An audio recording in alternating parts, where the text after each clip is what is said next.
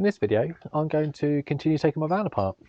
I think I'm going to work down this left-hand side, take away the table storage and the toilet cupboard, and work my way towards the oven.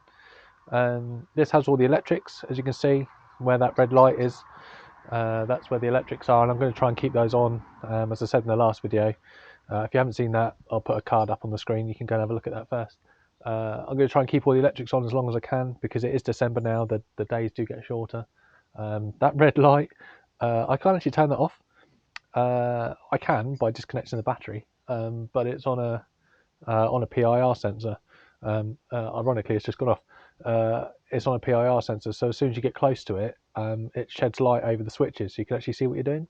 So if you see that on, don't worry, it's not a problem. It's there. It's red, so that it doesn't kill you. You normally it's dark when you see it when you're in the van, so I wanted to use a red light rather than a white light, so it didn't actually like ruin your vision or like blind you. So and I got a red light above the sliding door as well, which you might see at some point. So yeah, you may have seen in the last video that I struggled a bit with some of the screws. I've actually filled the screws because I thought this was my final build, because I was going to paint it, but I never actually got that far.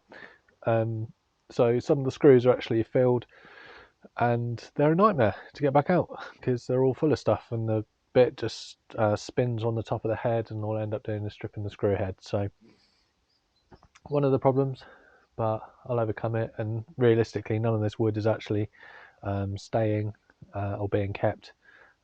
It's just a lot of it has actually gone to my brother-in-law. He's chopping out for kindling for his wood burner. So yeah, it's actually, if you saw in the last video, I was sort of throwing things past the camera. It's actually going into the back of my caddy. So this is what we've taken out so far. You can see there's a fair amount in here.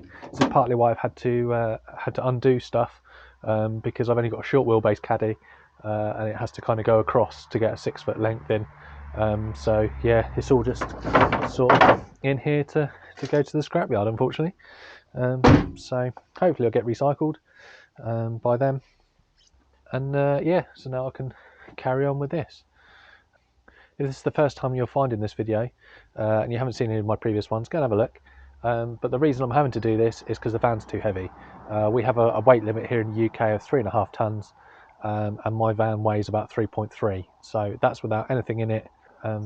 That's without me or Sophie in it, without any water in it, without any clothes in it, without any food in it. No, half a tank of diesel. So as soon as we start putting things in it, it just goes over that weight limit. So yeah, so I've opted to basically start again, and yeah, it's pretty disheartening of just how quickly this comes apart compared to how long it took me to build this the first time round. So fingers crossed, because I've got a better idea of what I'm doing this time, it won't actually take me as long. So anyway, enough waffle from me. Let's get the tools out and start pulling this thing apart again. Cue the time lapse.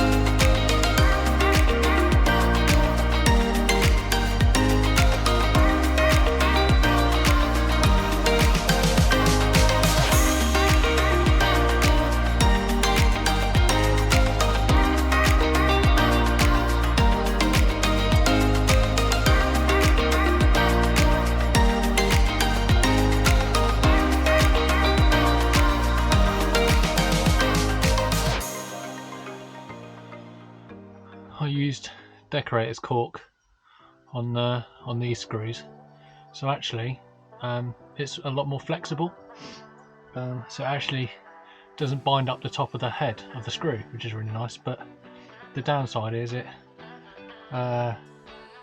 when the wood expands and contracts with the heat, it like pops out of the gaps between the planks. So I actually used elsewhere in the van, I used a sealant, like a gap filler that was specific for flooring, and it's set a lot harder and it's set into those screw heads, which makes them impossible. But where it's decorated cork like this, actually the screws are coming out, which is refreshing compared to what I was trying to do with the underside of the shelf. I must admit, I'm not looking forward to doing that other high level cupboard, because that's all got that flooring stuff in it. So yeah, sorry, I'm a bit warm now. I'm a bit warm, that's why there's all this steam coming off me, and it's a cold day. So anyway, crack on.